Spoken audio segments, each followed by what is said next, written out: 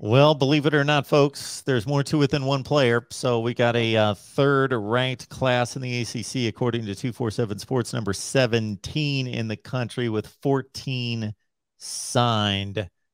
So what else happened here in the last 24 to 48 hours, both the good and the bad, the hits and the misses?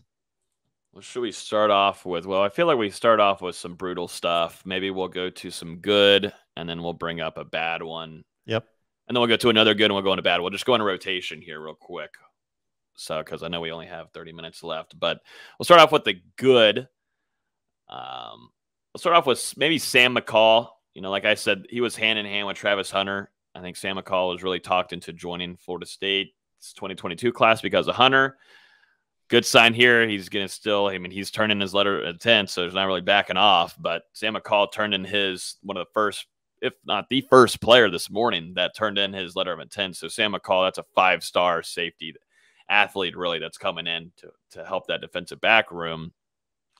So great to have McCall.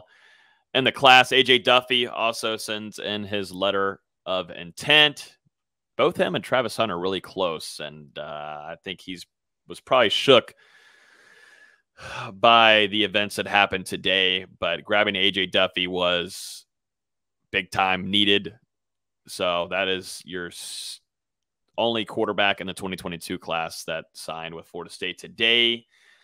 Let's go to another good one here. Let's just stay kind of on the good vibes. If you can take it away.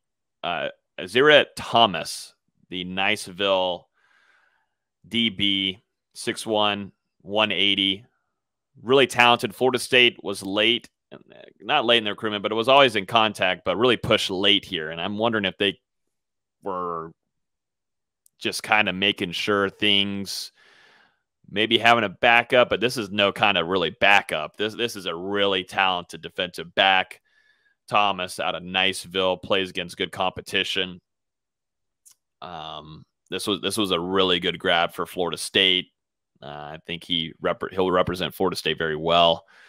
But one of the top DBs in the country decided to pick and go to Florida State today, which was a big win there for Adam Fuller and the Noles. One, we'll go to some interesting things here. Julian Armella, who legacy offensive line recruit, is deciding to kind of push back his signing. We don't know if that's going to be all the way to Friday or if that means even further into February. There was a lot of smoke that Florida State had him, that it was locked down, was expecting him to sign and announce today. That doesn't seem to be the case unless anything goes crazy today. But Florida State is probably still trying to wonder what's going on there with him. We thought earlier in his recruitment that LSU was the big school that he was going to. I think that still would have been the case if Coach O was there and things were going fine.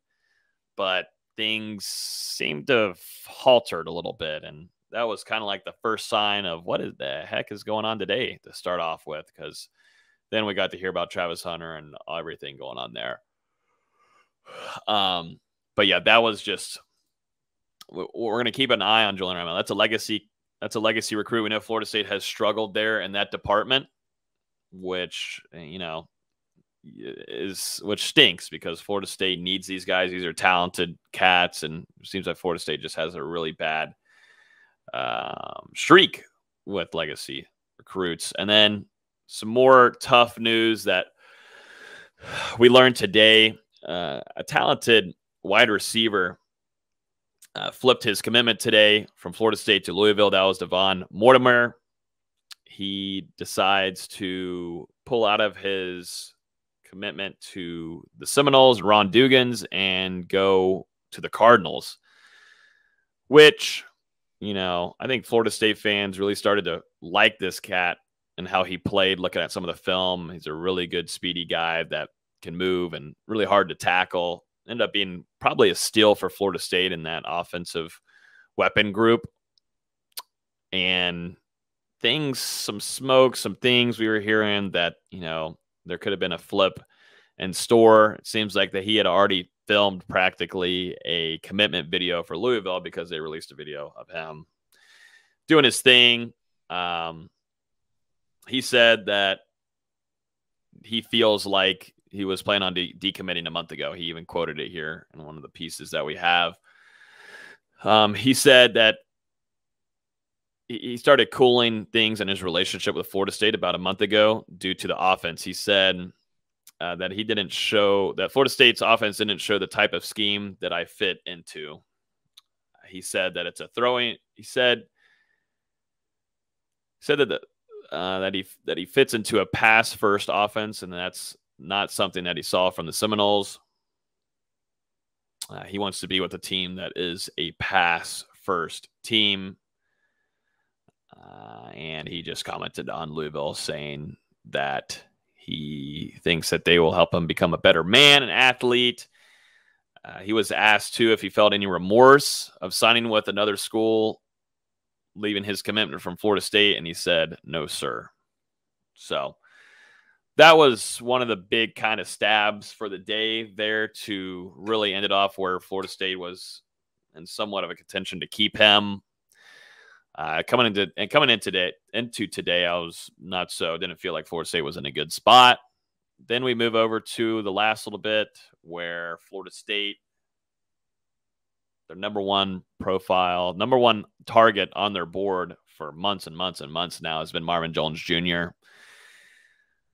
Didn't expect him to pick Florida State today. Georgia really got in there late and was able to grab the really talented edge rusher, former Knoll legacy, had Hall of Famer Shade Tree there sitting next to him.